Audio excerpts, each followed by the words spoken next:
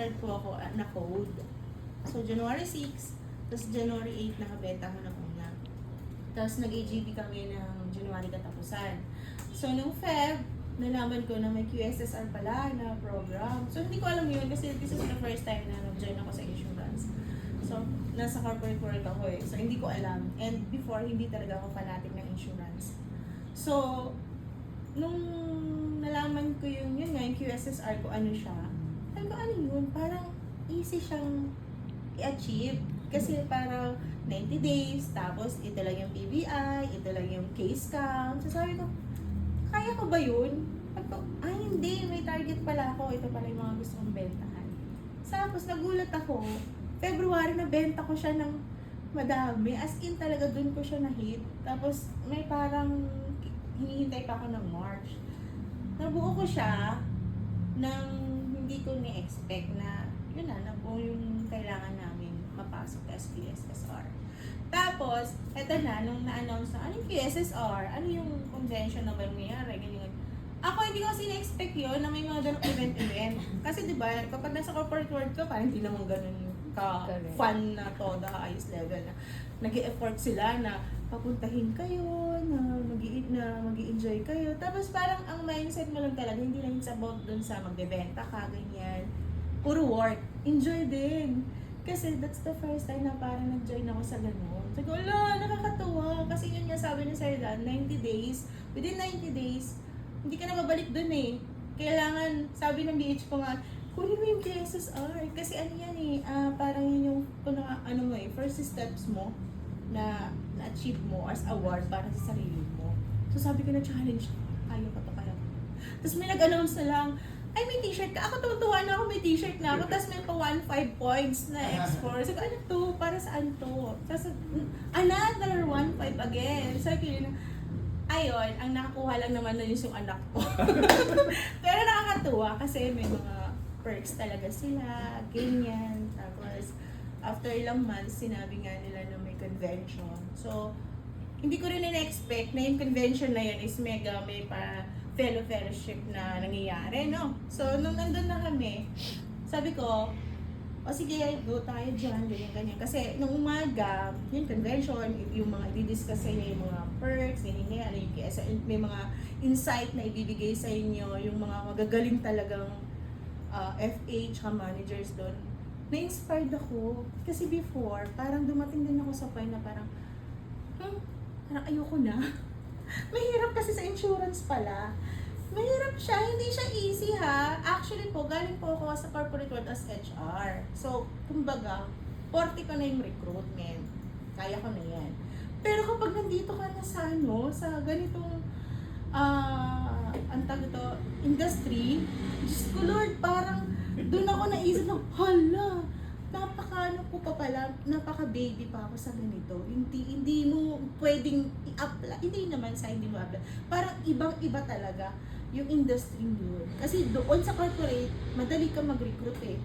Kumbaga, i-post mo lang yan. Sige, yung mga taong lalapit sa'yo.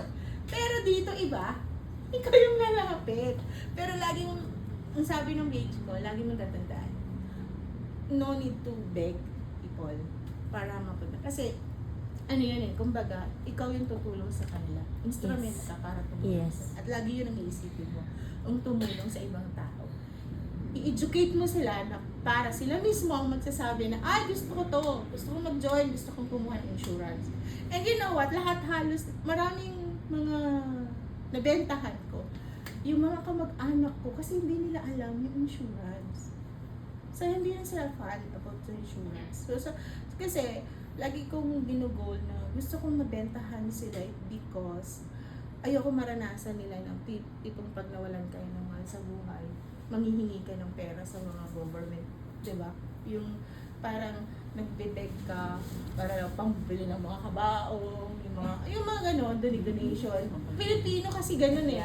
Mahilig sa ganon, yung parang pupunta ka sa mga barangay, sa mga kagawad, counselor, para lang ano yung mga needs natin. Ayoko ng ganun. Sabi ko, hindi ako papayag na ng ganito.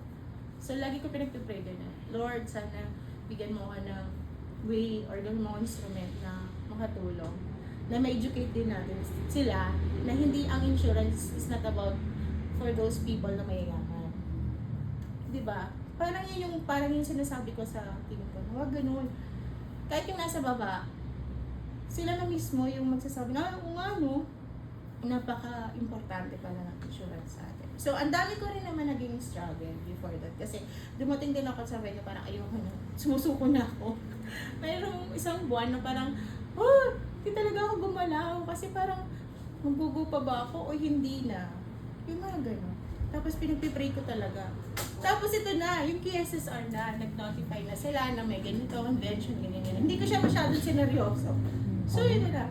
Nung nabasa ko, bakit gano'n? Short notice sila sa akin. July 16 ang July 16 yung convention, tapos July 13. Diba? July 13 yung convention. July 16, July 13 sila nagsabi. So sabi ko, nasaksad naman ako. Parang hindi talaga ako kasali doon. Parang nag-ano lang sila na baka kailangan mapuno yung slot. Pero yun, pray ako, ganyan. Tapos, nung pumunta na kami doon, yung table ko, ako lang yung babae. Wow. Yeah. Tapos lahat ng mga table, halos lahat babae. May mga kasama. Tapos alam niyo ba, na ang mga kasama ko is yung magagaling sa AXA. As in, nagulat ako. Sabi ko, oh my God, ito ba yung sign mo, Lord? Na kailangan. Kasi sabi doon ng speaker din doon na humingi ka ng mga advices tsaka good insight sa mga taong magagaling. Kasi makakaboost yun ng moral mo. Yes. Sabi ko, talaga? Sabi ko, tapos nung umupo ako tayo, kinilabutan ako. Sabi ko, sino ba itong mga to? Hindi ko kasi kilala eh. Tapos na-meet ko na sila. Ang pinaka-top 1 sa amin sa RQSSR, nakapukuha ng 1.9 million. Wow. Taga Cebu. Sabi ko, at katabi ko siya. Sabi ko, shit. Sabi ko, oh my God, katsikahan ko pala yung top 1. Tapos, chinichika niya na sa akin yung ina-advise niya na ako, ganyan-ganyan. Kasi ko, talaga po sir, ganyan yung ginagawa niya. Binibigyan niya ako ng mga insight. Sabi mo, Jian, kaya mo yan. Kasi ako ganyan din eh. Hindi ako ganyan kadali. May mga strategy daw, may mga struggle din ako. Pero wag ka. Nagawa ko to. Kasi nung tinawag na yung mga top, nagulat ako siya talagang top 1. Uy, nagulat. Tapos sinabi yung PBI niya, 1.9. Sabi ko, wow! Ito pala yun, hindi namin alam. Ang galing niya. Tapos yun, nagbibigay siya ng mga insight. Tapos lahat ng nasa group, ako lang yung girl. Tapos 4 sila na lalaki. Nagkwento sila ng mga kanya-kanyang insight. That's the same time, nagbigay sila ng advices. Sabi ko, alam ko na yung Lord yung purpose mo. Kaya pala ninyo ako linagay dito. At kaya nyo pala ako linagay doon sa position na ako lang yung babae. At hindi ko kilala ha. Wala akong kilala doon. That's the reason why na ayoko nang pumunta doon. Kasi nga, una dahil din sa schedule. Pangalawa, wala na akong kilala doon. Ganun. Sabi ko, kasi mamimit ko yung mga gagaling na tao na makakapagbigay sa akin ng inspiration. So, sabi ko, okay, sige. Tapos si Sir Dan nagsabi, diyan, may assembly tayo bukas. Sabi ko, bagod pa ako. Sige, pupunta po ako. Gano'n. Alam mo yun? Sabi ko, hindi talaga kailangan mo pala talaga ng guide. Kasi hindi, iba-iba yung Tapos kapag nandito ka, yung dedication, tapos lagi nang sinabi nung isang nakasama ko nga doon. Tapos pagtingin ko, oh my God, mga achiever talaga. Kasi nagdala ako, sabi ko, nakakaloka, nakakahiya, pero kaya ko ba yun? Alam mo yung ginagawa mo siyang inspiration, na parang kung kaya nila, kaya mo din. Kahit hindi mo naman kailangan, at least, slowly, at least, di ba? Tapos lagi niya sinasabi, everyday, huwag kang mawawalan pag-asa. Everyday, kumontak ka ng 20 people. Yes. Everyday yun. MDRT mindset yan eh. Consistent, sabi niya. Huwag kang mapag-aanong panghinaan. Consistent ka doon. Kasi kung hindi siya kumuha, i-recruit mo. Diba? Kasi yung sasabihin, wala akong pera. 20. Diba? Wala akong pera eh, kasi hindi ko kaya bumili ng sweat. O di, sige po, baka gusto niyo mag-join kasi open po kami. O di ba nakatulong ka pa? So yun, sabi ko 20 people, paano ko kaya yun?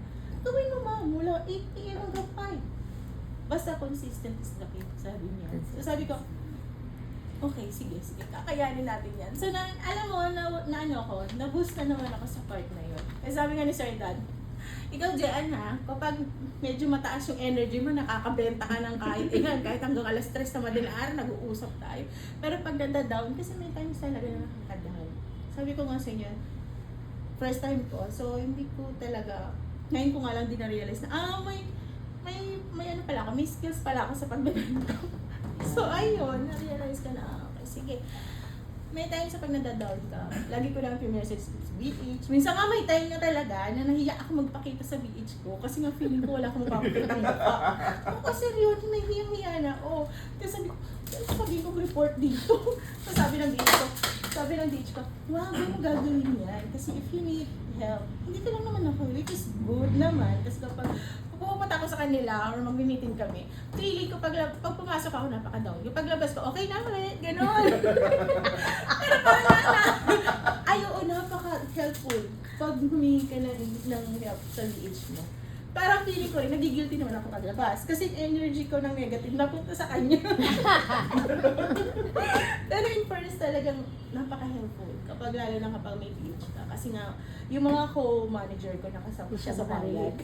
Yung mga kasabayan kong manager, sila na mismo nagsasabi sa akin na, ang galing, buti may mga ADM ka, may BH ka na tumutulong sa'yo ng ganyan, tinibigyan ka ng TV. Kasi kami din. Sariling sikap. So, talaga, hindi niyo alam yun? Na may mga ganito yung strategy? Oo, talaga. Sabi ko, ay, hindi, alam ko yan eh. Ganito yung tinuturo sa akin, ganyan. Iba pala. Depende kasi talaga yun sa tao. So, I'm lucky to help them kapag nagda-down ako. So, yun, dapat lagi kayong think positive lang, kaya natin yun. Kasi hindi naman tayo dinala sa ganitong place ni Lord kung walang reason, di ba? Yes. Yes.